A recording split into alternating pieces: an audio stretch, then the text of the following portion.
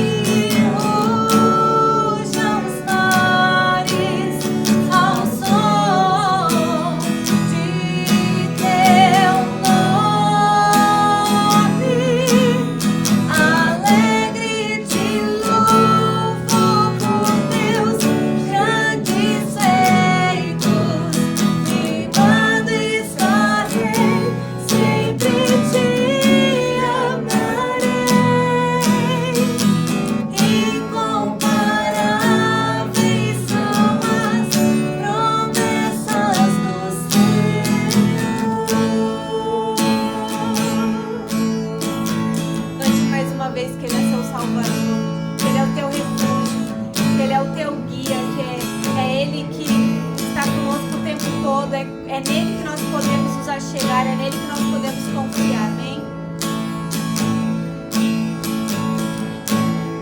Meu Jesus, Salvador, outro igual não há. Todos os dias quero louvar as maravilhas de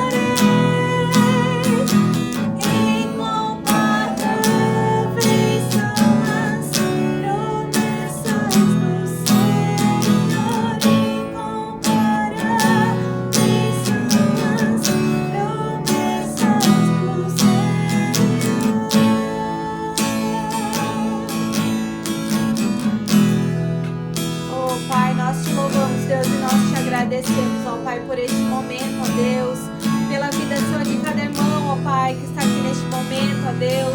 Oh Pai, a letra dessas canções, Senhor, são tão maravilhosas, oh Deus eterno. Oh Pai, que nós possamos ser gratos ao Senhor, Deus, por aquilo que o Senhor é, por aquilo que o Senhor tem feito sobre as nossas vidas, ó Deus, porque nós estamos aqui vivos, ó Deus.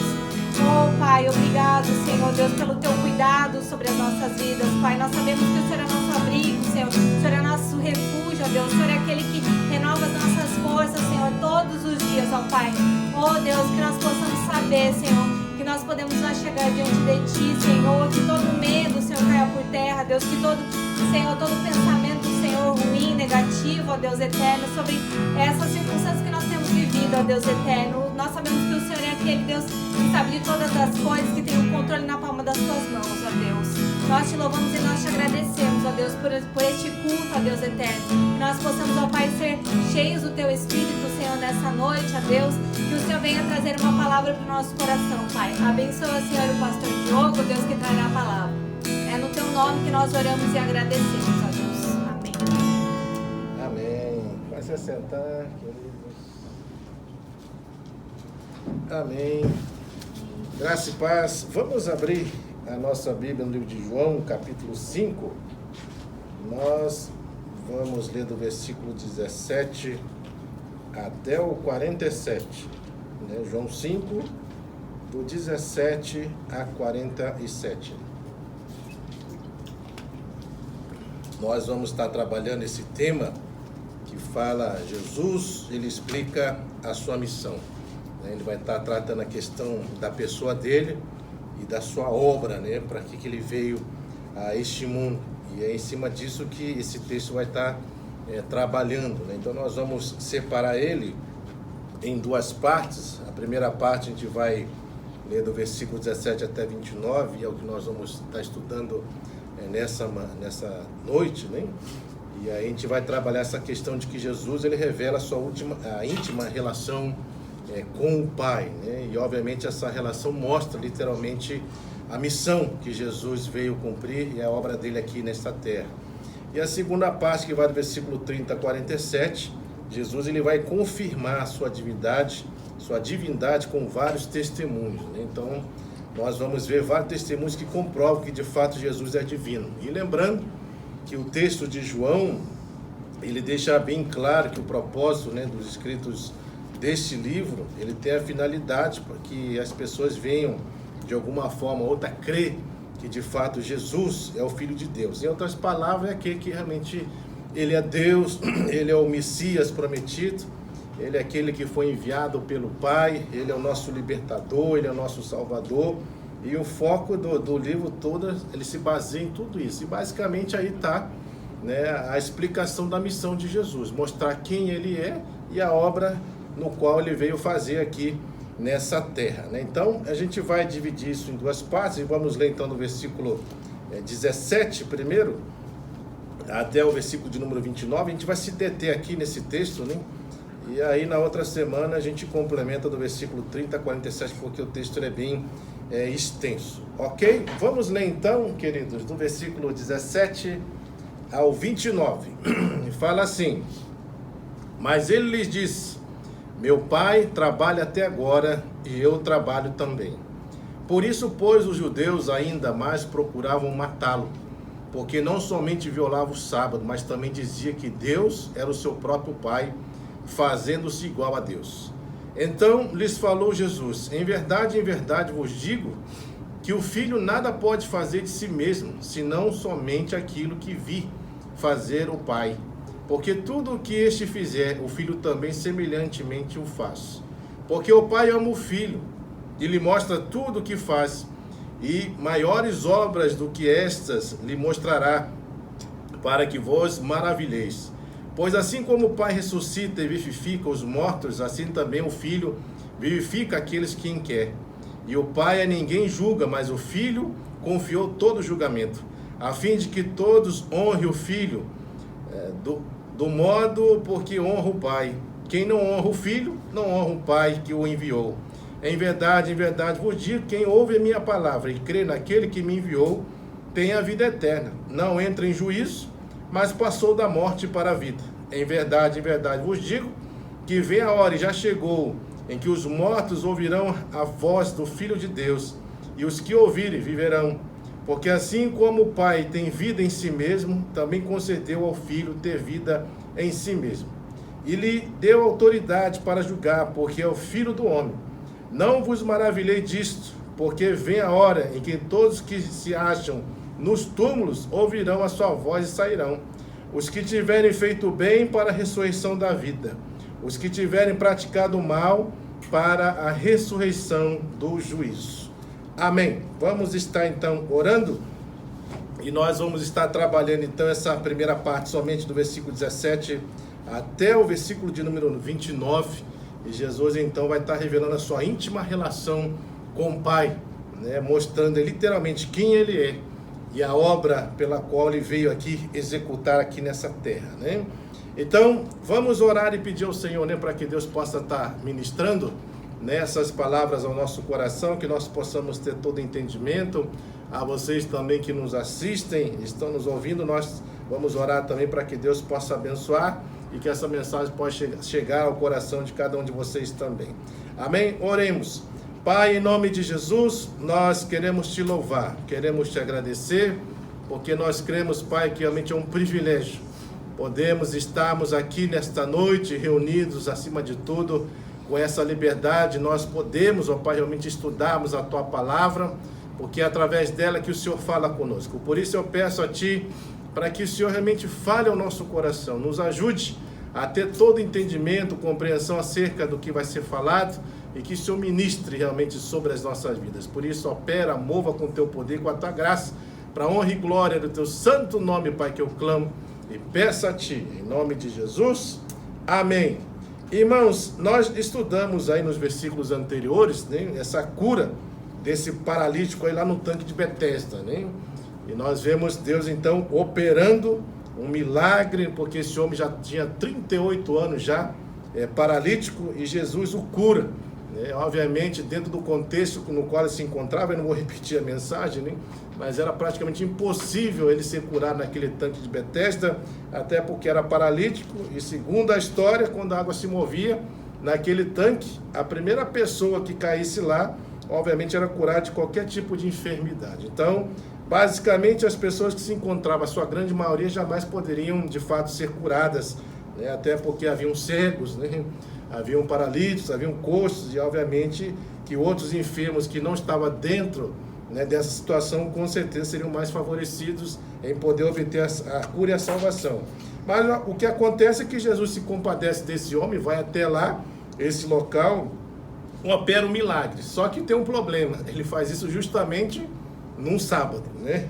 E aí, como fala aí no versículo de número 15, às 14, né? 16, aliás, ele fala: e os judeus perseguiram Jesus porque fazia estas coisas no sábado. Então perceba que a primeira coisa que começa a acontecer com relação ao ministério de Jesus, ele começa a ser perseguido, e essa perseguição começa a ser bem progressiva, e aos poucos vai aumentando com relação a ele, é por causa desse motivo, de Jesus ter curado o enfermo justamente que no sábado. E aí então nós precisamos compreender qual é essa questão, o conceito que existia acerca dessa lei do sábado, para a gente poder compreender, né, o porquê que eles realmente não permitiam que se fizesse absolutamente nada. Quando nós olhamos lá, vamos ler Gênesis 2:2, porque basicamente esse é o texto base para o conceito desta lei, né? Então, lá em Gênesis 2:2, vamos abrir só para que a gente possa entender o contexto, né? Aí você já vai entender que a partir dessa afirmação que está aqui, que os judeus então, principalmente os escribas e os fariseus, eles entendem que o sábado é o sábado do descanso, ou seja, é sábado de inatividade, ou seja, você não podia fazer absolutamente nada nesse dia, justamente por causa disso que está escrito aqui. Gênesis 2:2 fala assim: e havendo Deus terminado no 7º dia a sua obra que fizera, descansou nesse dia de toda a sua obra que tinha feito. Então perceba que esse 7º dia literalmente é o sábado, né? E aí o que acontece? O que Deus faz aqui, segundo esse texto? Ele descansou. Então, pelo conceito, né, dos judeus, principalmente dos fariseus, dos escribas, esse era um dia que você não deveria fazer o quê? Absolutamente nada. Né? Só que tem um problema aqui. Essa questão de descansar aqui não é no sentido de você não fazer nada. Porque o texto está falando, ó, vê isso, ó. E havendo Deus terminado no 7º dia a sua obra. Que obra é essa aqui? A obra da criação. Então, Deus terminou a obra da criação. E quando fala descansou, tem que tomar cuidado que o descansar aqui não é no nosso sentido de você parar com tudo, né, dormir, descansar. Não é esse, o sentido não é esse de descansar. O descansar aqui nesse texto, ele se refere no sentido de que aquilo que havia de ser feito, foi concluído. Por isso não precisa mais fazer nada. Então ele descansou, ou seja, estava cumprindo toda a obra da criação. É nesse sentido. Ele descansa da obra da criação, ou seja, a criação já foi feita e era exatamente assim como Deus queria fazer e pronto, não precisa mais fazer absolutamente mais nada. Né? Então é nesse sentido. Agora, será que tem algum sentido de inatividade essa lei? Vai ser um problema, se for pensar nesse sentido, né? Por quê? Porque se nós formos analisar a pessoa de Deus nessa perspectiva, você vai ver, a pergunta que nós temos que levantar é, você acha que Deus está parado agora ou não? Está parado ou não? Não, né? Deus está trabalhando, né? Não é isso que fala aí? Volta aí no texto de João. O que ele está falando aí em João capítulo 5? Olha aí o versículo de número... Vamos lá. Olha lá, 17. O que está falando? O pai trabalha até agora e eu trabalho também. Pronto. Então Jesus está afirmando que o pai dele trabalha até agora. Até agora. E tem um texto, agora não estou lembrado do texto que fala que Deus é o nosso guarda. Ele não dorme nem dormita. O guarda de Israel. Ou seja, de alguma forma ou outra, Deus não para. Ele está continuamente trabalhando. Então perceba que não existe essa ação de inatividade, de que ele para tudo, não pode fazer nada. Então esse conceito assim, por causa da perspectiva que nós temos acerca de Deus, então já cai por terra por aí. E Jesus está afirmando, o meu pai trabalha até hoje, ou seja, Deus nunca deixou de trabalhar. Aí você vai ver, como é que Deus trabalha? Sustentando a criação, governando a criação, direcionando a criação. Uma das coisas que a gente vê na criação, que a gente fica assim maravilhado, é ver como as coisas acontecem, né? Você não está vendo aí o sol aparece todo dia, a lua também aparece todo dia, né? As plantas estão aí em pleno desenvolvimento, né? Os animais estão aí, eu e você estamos aqui, respirando vivo. Quem você acha que está trabalhando para nós podemos estar da forma como está, poder a criação agir da forma como age, sustentar, governar, guiar? É o próprio Deus que faz isso. Isso quer dizer então que Deus ele continua o quê? Exercendo as suas funções, ele continua trabalhando nesse sentido e nunca deixou de trabalhar nessa perspectiva. E o problema é que esse conceito ele foi lançado. E é exatamente isso, esse conceito da lei do sábado, que nesse dia não poderia fazer absolutamente nada. E é por isso que os fariseus e escribas pegam no pé de todas as vezes que Jesus opera algo no sábado. Pode ver, vocês têm outros dias para trabalhar, o sábado não pode, né? Então perceba que eles vão enfatizando isso. E a gente vai ler aqui alguns textos que se refere à lei do sábado, só para a gente ter ideia o que está por trás desse conceito do sábado, para você entender o porquê que os escribas e fariseus proibiam as pessoas de realmente operar cura nesse dia. Né? E a gente vai ver a hipocrisia dessa ação. Veja só, vamos ler aí Lucas 4 primeiro, versículo 31 a 37. Né? Lucas capítulo 4, do versículo 31 até o 37. Vamos ler esse texto primeiro. Vamos lá, só Lucas 4, de 31 a 37. Fala assim, vai acompanhando comigo aí. Fala assim, e desceu a Cafarnaum, cidade da Galileia, e os ensinava no sábado. Presta atenção, isso é no sábado, né? Que isso ocorre. E muitos se maravilhavam da sua doutrina, porque a sua palavra era com autoridade. Achava na sinagoga um homem possesso de um espírito de demônio imundo, e bradou em alta voz: aqui temos nós contigo, Jesus Nazareno. Vieste para nos perder-nos? Bem sei que és o Santo de Deus. Mas Jesus o repreendeu, dizendo: cala-te, sai deste homem. O demônio, depois de tê-o lançado por terra no meio de todos, saiu dele sem lhe fazer o mal. Todos ficaram grandemente admirados e comentavam entre si, dizendo: que palavra é esta? Pois com autoridade e poder ordena os espíritos imundos, eles saem. E a sua fama corria por todos os lugares da circunvizinhança. Então veja, Jesus ensinava, Jesus operava milagres também no sábado, além de cura, ele expelia demônio. E essa notícia corria, né? E obviamente que essas autoridades religiosas, eles estão atentos à forma como Jesus está agindo. Por quê? Porque na visão deles, Jesus era o quê? Ele era um enganador. Jesus era uma pessoa blasfema, né? Jesus operava coisas, né? Assim, né? Obviamente que eles declaravam que era sempre no poder de Satanás, do Beelzebul, né? Do diabo, é pelo poder do diabo que ele opera essas coisas. E justamente é no sábado que ele está fazendo isso, né? Então isso vai causando revolta. Agora vai lá, Mateus 12, de 1 a 8. Veja só aí, Mateus 12, de 1 a 8. Você já vai começar a perceber aqui o que vai começar a acontecer com relação ali do sábado. Veja aí, 1 a 8, Mateus 12. Por aquele tempo, em dia de sábado, passou Jesus pelas searas. Ora, estando seus discípulos com fome, entraram a colher espiga e a comer. Ou seja, eles foram trabalhar, certo? Segundo a lei do sábado, o que eles falam? Não pode fazer nada. Então você não pode trabalhar, não pode curar, pode fazer nada. E aí o que eles fazem? Os fariseus, porém, vendo isso, disseram-lhe: eis que os teus discípulos fazem que não é lícito fazer em dia de sábado. Então veja que era proibido você fazer qualquer coisa. Na verdade, o conceito de sábado era justamente isso: inatividade. Você não poderia trabalhar, não poderia fazer absolutamente nada.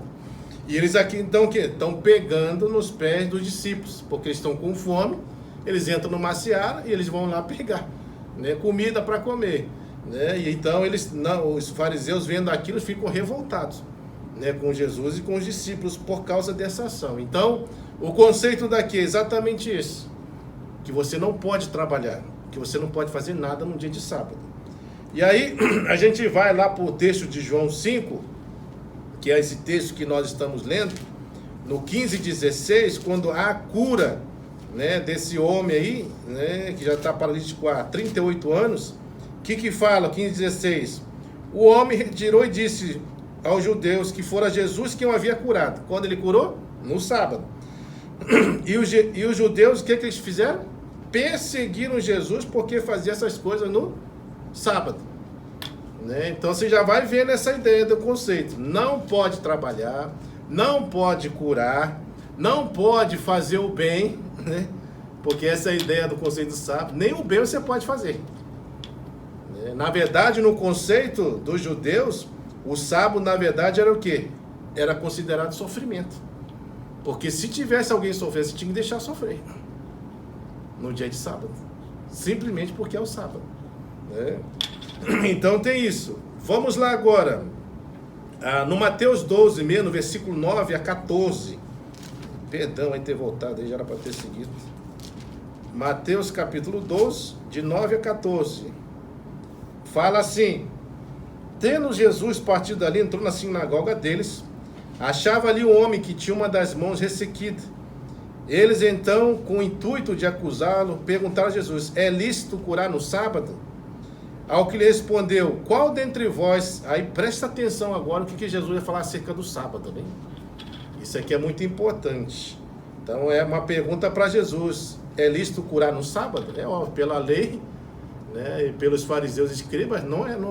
Não pode curar, não pode fazer nada, né? Mas olha o que Jesus fala. Ao que lhe respondeu: qual dentre vós será o homem que, tendo uma ovelha num sábado, esta cair numa cova, não fará todo esforço tirando dali? Ele está usando aqui uma possibilidade, né? E essa é a verdade. E se cair uma ovelha aí no buraco aí, você é dono de ovelha e cai justamente no sábado, o que você vai fazer? Você vai tirar ou não vai tirar? É óbvio que vai tirar, né? Vai tirar. Né? Então, aí ele fala no 12, ora, quanto mais vale um homem que uma ovelha, logo é lícito no sábado, agora presta bem aqui, ó, atenção. Fazer o que ele está fazendo? Falando? Fazer o bem. Fazer o bem. Se é por bem, você pode fazer sim. Se a cura, né, realmente vai produzir algo bom para a pessoa, então você pode curar. Se você vai trabalhar no sentido de sobrevivência, é o que está acontecendo com os discípulos em Mateus 12, eles estão com fome, óbvio, eles estão vendo uma seara, eles entram lá para pegar, né, espigas, principalmente para poder comer. Então Jesus está falando, não tem problema nenhum, pode comer. Então veja que Jesus está deixando claro que o conceito do sábado, na perspectiva de Deus, é exatamente isso. Primeiro, não é inatividade, não é que você não pode fazer nada, pelo contrário, é trabalho. Porque Deus trabalha até hoje. Ele não para nesse sentido. Segundo, você pode curar, fazer outras coisas? Pode. Porque isso é o fazer o bem. E aí, emendando com isso, Jesus quer mostrar bem claro que o sábado, na verdade, ele foi feito para o homem, para abençoá-lo ele.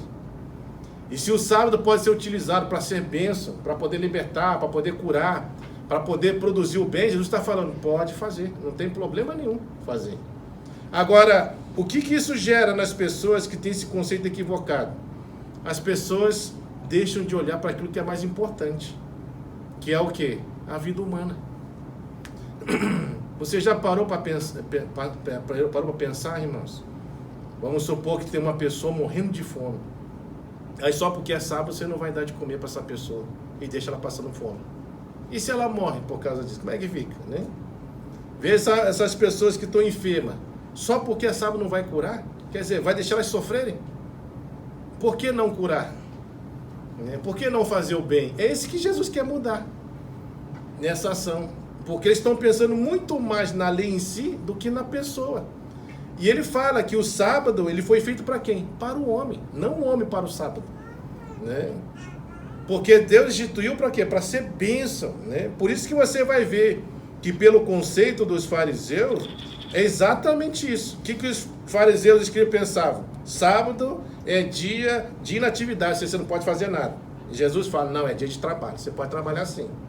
Aí os fariseus e os escribas falam, o sábado representar o quê? Sofrimento. Por quê? Porque eles você não podia fazer nada. Se tivesse alguém lá sofrendo, você tinha que deixar sofrer.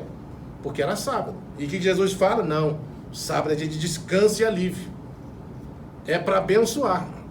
Se é para abençoar, curar, faça, não tem problema nenhum. E aí eles falam também, os escribas fariseus, que o sábado, o homem foi feito para o sábado. Mas Jesus fala, o sábado foi feito para o homem. Né? Então, obviamente que Deus, quando institui o sábado, ele realmente está derramando o quê? O dom, né? Um presente que Deus dá aos homens para quê? Para renovar a vida das pessoas, né? Renovar suas forças, para as pessoas entenderem que o nosso Deus é o nosso quê? Provedor, que a Ele nós devemos que voltar a nossa adoração, né? Que nós devemos realmente crer nele, se submeter à sua vontade e fazer tudo aquilo que for bênção para o nosso próximo. Né? Se vai ser algo de bom, então você faça. Esse é o conceito. E mais ainda, você vai perceber aqui, ó, que só, lá no versículo de número 8 do capítulo 12, veja só o que ele fala aqui. Ó. Ele fala assim, ó, porque o Filho do Homem é o quê? Ele é o Senhor do sábado. Não foi Deus que instituiu o sábado? E Jesus é quem? Jesus é Deus. Ele instituiu. Então não tem problema nenhum fazer o bem no sábado. Se o bem consiste em curar alguém que está doente, cure. Se o sábado consiste em você poder fazer alguma coisa para suprir uma necessidade de alguém, faça, supra. Se é necessário trabalhar para poder, né, provocar o bem para alguém ou para até mesmo para animais que caem no buraco, você tem que tirar, faça. Esse Jesus está falando, pode fazer. Não tem problema nenhum.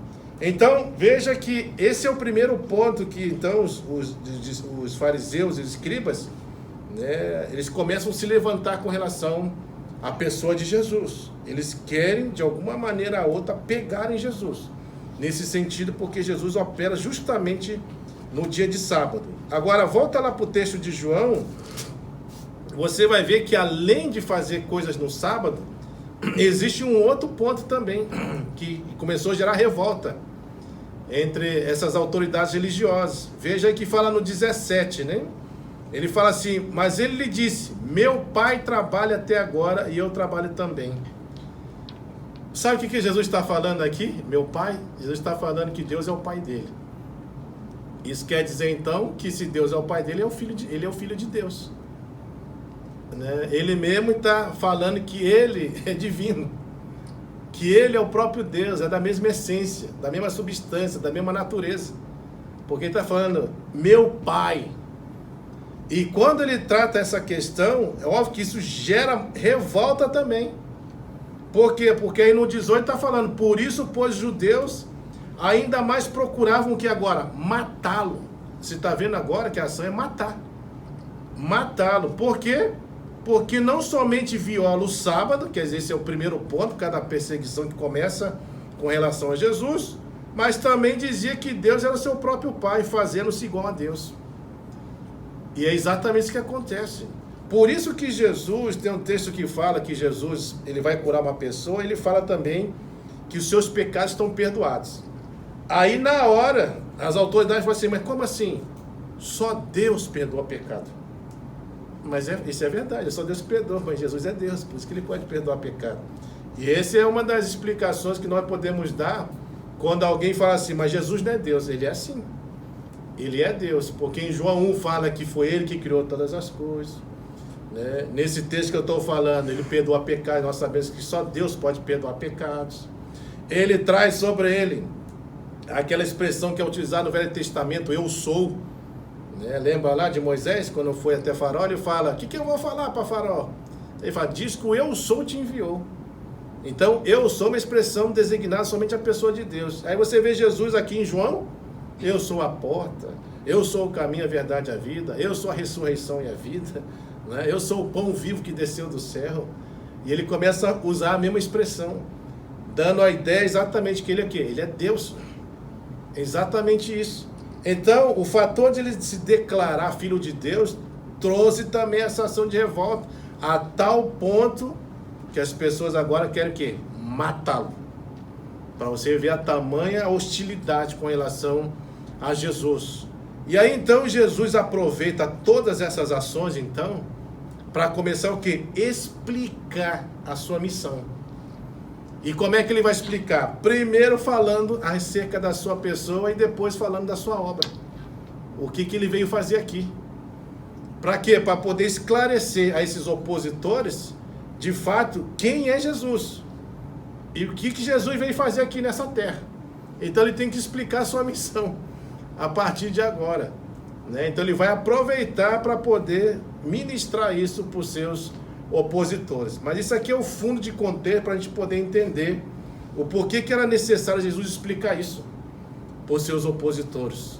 Né? Por que Jesus operava no sábado? Porque ele é o Senhor do sábado. Por que ele falava que meu pai, ele se colocava como filho de Deus? Porque de fato ele é o filho de Deus. Né? Mas as pessoas não queriam aceitar essas verdades. E ele então vai agora trazer, né, algumas verdades, né, que vão comprovar isso. Primeiro, trabalhando essa questão da relação que ele tem íntima com o Pai, que mostra literalmente que ele é o Filho, né, de Deus mesmo, né? Ele é o Messias enviado pelo próprio Deus. Né? Então, vamos lá. Antes de entrarmos nisso, é importante a gente ver, então, que por causa dessas duas coisas, o problema dele operar cura no sábado e o problema dele se declarar o próprio Filho de Deus, vai fazer, então, começar essa ação progressiva, né, da hostilidade com relação a Jesus. Ele vai começar a ser perseguido de toda maneira que você imaginar. Então veja, lá no capítulo 5, versículo 18, o que eles vão fazer por causa disso? Está falando aí que eles querem matá-lo, certo? Olha lá agora no texto de capítulo 6, versículo 41, a gente vai correr alguns textos aqui.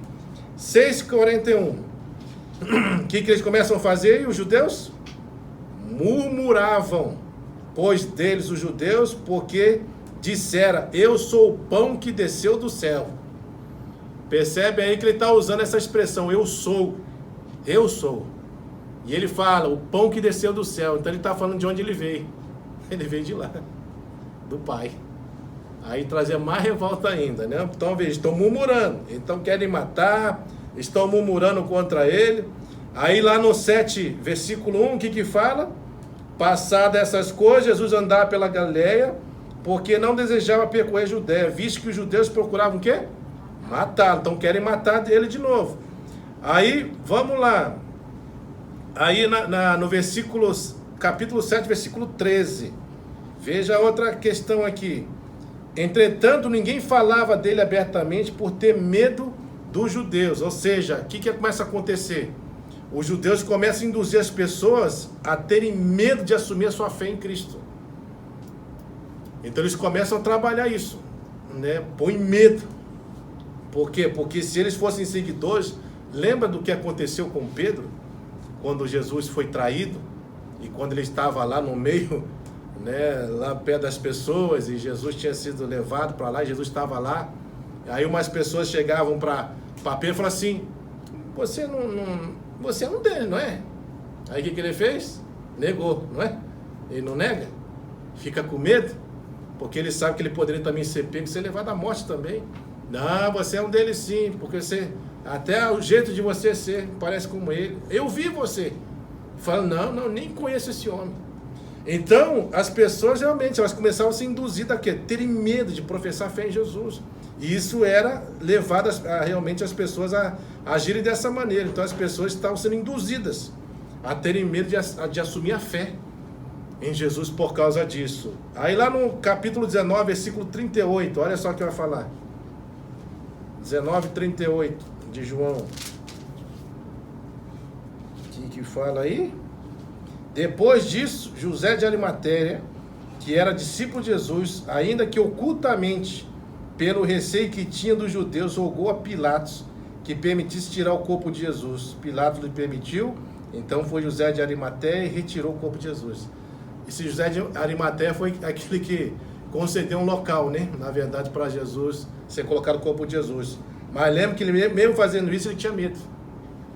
Ele tinha receio, né? De que as pessoas, de alguma forma ou outra, descobrissem que ele também estava querendo seguir o caminho do cristianismo, seguir esse Cristo aí que foi morto. Então, ele sutilmente só pedia coisa, mas não se declarava. Né? Não declarava assim publicamente, falava assim, eu sou um cristão e eu sigo a Cristo. Tinha medo por causa disso. Aí lá no capítulo 20, versículo 19, veja só o que ele vai falar aqui. 20, 19, fala assim: ao cair da tarde daquele dia, o primeiro da semana, trancadas as portas da casa onde estavam os discípulos, com medo, tá vendo aí? Medo dos judeus, veio Jesus, pôs-se no meio e disse, Pai seja convosco. Então perceba como essa ação de você ter medo, né, de realmente de professar a fé em Jesus, era tão grande que agora eles estão até escondidas. Eles estão reunindo dessa forma. Estão com medo. Isso está gerando pânico, né, nesse sentido, né, por causa dessa perseguição. E é óbvio, né, se eles vão perseguir o maioral da seita, né, que eles consideravam que é o cristianismo, que é Jesus, quanto mais aqueles que são seguidores deles. Você acha que não seriam perseguidos? Seria. E é o que aconteceu na história do cristianismo. Olha quantos foram mortos, né, jogados em cova de leões, degolados, queimados vivos. Muitos, simplesmente porque professavam a fé em Jesus. Por isso que a gente fala, né, que realmente assim, no início da igreja primitiva, você se tornar um cristão era você decretar a sua morte, literalmente. Era você decretar e assinar o seu estado de morte, porque você poderia morrer a qualquer momento por causa de professar uma fé assim. Por isso muitos negavam, muitos fugiam, muitos tinham medo, não se declaravam assim publicamente. É como aquele cristão assim que não quer, que ninguém sabe que é cristão, porque pode sofrer hostilidade em qualquer lugar, então ele prefere se calar, né? Ele prefere ser aquele agente secreto de Cristo, né? Ninguém sabe que ele é de Cristo, só ele mesmo, né? Então ele fica assim, nesse ponto, mas por causa dessa ação do medo, né? E aí vamos lá, capítulo 8, versículo 22, a outra ação começa a acontecer com Jesus. 8, 22 fala assim, 22. Então diziam os judeus: terá ele acaso intenção de suicidar-se? Porque diz: para onde eu vou, vós não podeis ir. Então veja, ele começa então, eles falavam que contra o próprio Jesus, contra ele mesmo, né? E aí no texto de versículo 48, veja aí, o que ele vai falar no versículo 48. 48 fala: responderam, pois, judeus e lhe disseram: porventura não temos razão em dizer que és samaritano e tem demônio? Então perceba que Jesus, aqui nesse contexto, ele tá começando, a imagem dele está começando a ser o quê? Denegrido. As pessoas começam a falar acerca dele, que ele tem demônio, que é príncipe das trevas, né? É o poder que opera nele é do diabo, é Beelzebul. E aí começam a falar coisas acerca dele contra ele, né? Para quê? Para denegrir a imagem. E você sabe que quando uma pessoa ela sofre um ataque contínuo, né, de palavras, onde a pessoa vai falando: esse cara é ladrão, esse cara é isso aqui. Essas coisas que são faladas, infelizmente, ainda mais hoje no contexto de internet, elas se propagam de uma forma que as pessoas nem enxergam se é verdade. Elas simplesmente vão propagando essa ideia. E aí quando você vai ver, tá todo mundo falando a mesma coisa. É por isso que as pessoas hoje, eles aproveitam a internet para fazer exatamente isso. Eles pegam uma coisa que não é verdade, lança como verdade e espalha. Aí quando você vai ver, todo mundo está acreditando. Esses dias mesmo eu estava na internet vendo alguma mensagem pelo Face, aí estava falando lá que aquele, como é que é o nome dele lá? O R.R. Soares tinha morrido. Ah, tinha até imagem, foto dele, né, de luto, que não sei o que, morreu coisa nenhuma.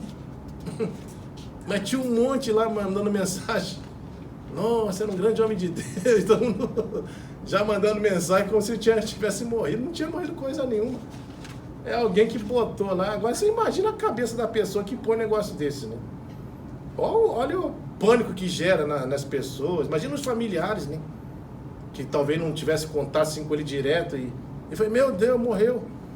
E aí começa a ficar desesperado, aí começa a ligar. Ou alguns fazem até besteira, né? Por causa disso, por causa dessa notícia, que sai correndo lá, e quando chega lá não tem nada a ver com aquilo que foi falado. É isso aí. Esse falar mal era uma coisa contínua contra Jesus. E eles estavam perseguindo a Jesus também por causa disso. Versículo 52, ele vai falar a mesma coisa. Disseram os judeus: agora estamos certos de que tem demônio. Abraão morreu e também os profetas, e tu dizes: se alguém guardar minha palavra, não provará morte eternamente. Eles não estavam entendendo o que Jesus estava falando. Então eles começavam a falar mal também de Jesus, né? E assim por diante. No 57 também ele vai falar isso. Fala assim: perguntaram, pois, judeus: ainda não tem 50 anos e vive? E viste Abraão? É porque Jesus falou que antes de Abraão existir, ele já existia, né? Ele falou: mas como assim, né? Antes de Abraão existir, você já existia? Você não tem nem 50 anos, Abraão, ó. Quantos séculos atrás que Abraão viveu? Como é que você vai existir antes dele? Você está aqui. Mas ele não entende que Jesus está falando no sentido da divindade dele. Que ele era Deus. E ele, como Deus, já existia. Bem antes, né? Porque ele é eterno. É isso que Jesus estava falando. Ele não estava falando no sentido físico dali. Ele estava falando no sentido do ser divino dele. Que de fato é isso mesmo, ele é eterno. Ele já existia. E aí falam também, 9:18. Outra coisa que começa a se levantar contra Jesus: não acreditaram os judeus que ele fora cego, e que agora via enquanto lhe clamavam os pais. Então ninguém acreditava também em Jesus, nesse sentido, porque aqui era a cura de um cego, e esse cego de nascença falou que foi Jesus que havia curado, e as pessoas começaram a levantar essa ideia, que não acreditavam, né? Não acreditavam que Jesus fosse a pessoa que operou esse milagre. Então havia muita ação nesse sentido de realmente desestabilizar a vida de Cristo, a pessoa de Cristo, né? Tudo acerca dele começou a realmente a sofrer grande assim, força de hostilidade, né? por parte dos judeus, principalmente escribas e fariseus. Aí no capítulo 10, versículo 31, veja aí o que eles vão fazer. Fala assim, novamente pegaram os judeus em pedra para atirar, ou seja, eles estão pegando pedra para apedrejar Jesus. Você já imaginou chegar num estado assim? Então você imagina o ódio, a raiva que as pessoas já tinham de Jesus. A hostilidade era grande. No capítulo 11, versículo 18, veja de novo o que vai acontecer. 11, 18, está falando lá. Ora, em Betânia estava cerca... Olha, não é 11, 18 não.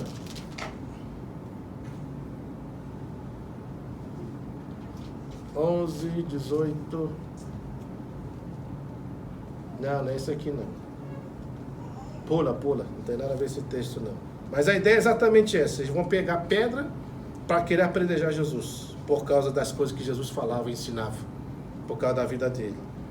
Aí falava aqui, ó, 19:7, veja aí o que vai acontecer.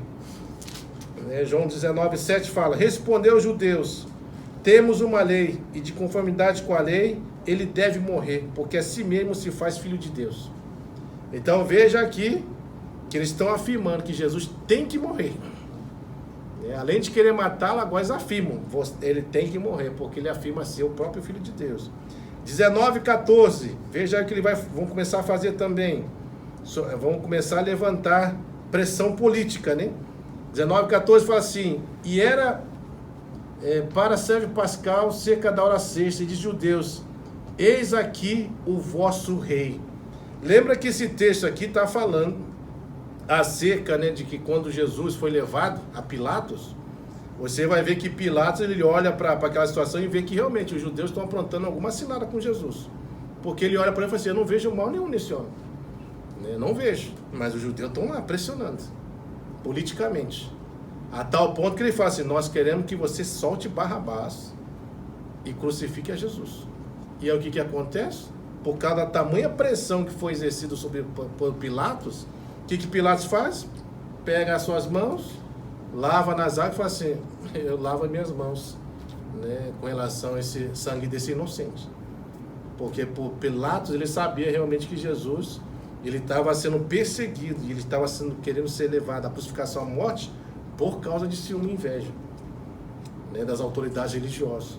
Porque ele não via mal nenhum, né, na pessoa de Cristo. Então veja que em toda essa ação nós percebemos claramente, né, que a hostilidade contra Jesus só ia aumentando, a cada dia mais aumentando, justamente porque ele operava no sábado, justamente porque se declarava o próprio Filho de Deus. E aí a gente tem que entender, né, que quando Deus descansou, ele descansa literalmente, então, só para finalizar, da sua criação. Mas lembre-se que as suas obras de juízo, misericórdia, compaixão e amor não cessam. Deus não para. Então o que ele descansou foi com relação à criação, do que ele fez. Mas com relação ao juízo, à misericórdia, à compaixão, ao amor, não cessa, procede. Por isso que ele trabalha até hoje. Ele não para, né, nesse sentido, né? E é exatamente isso então que a gente vê todo esse contexto que foi formado, né, para que realmente assim Jesus pudesse pegar essas questões todas agora para realmente rebater os seus opositores. Se os opositores não estão crendo nele, se os opositores querem matá-lo, se os opositores estão querendo falar mal dele, induzir as pessoas a não seguir a fé em Cristo, né, politicamente pressionar as pessoas para poderem fazer aquilo que eles querem, Jesus então agora encontra essa oportunidade para mostrar para eles, explicar a missão dele. Qual é a missão de Jesus? Quem Jesus é? E para que ele veio a esse mundo? Qual é a obra dele? Então, a partir de agora, ele vai então começar literalmente, pelo menos, falar 8 coisas importantes acerca disso, né? Bom, como o horário já está avançando, eu não vou seguir aqui, porque tem esses 8 pontos aqui, era bom falar tudo de uma vez, né? Para não ficar parado, né, nesse sentido assim. Então eu vou prosseguir isso aqui na semana que vem, porque a gente segue direto esses 8 pontos para finalizar e finalizar outra parte também ao mesmo tempo, né? Então a gente vai parar por aqui, mas é só para que a gente tenha essa ação de introdução para saber o que de fato está acontecendo por trás, o porquê que eles estão perseguindo Jesus, por que querem matá-lo, né? E te ver como Cristo vai usar todas essas ações para poder realmente rebater os seus opositores e mostrar sua missão, literalmente, né? Como pessoa e como obra, né? O que ele veio fazer. Então a gente prossegue então na semana que vem isso aqui, né? Falando desses 8 pontos aqui para não ficar nada pelo caminho, ok? Bom, é isso, né? Depois então a gente prossegue na semana que vem esses 8 pontos para a gente finalizar essa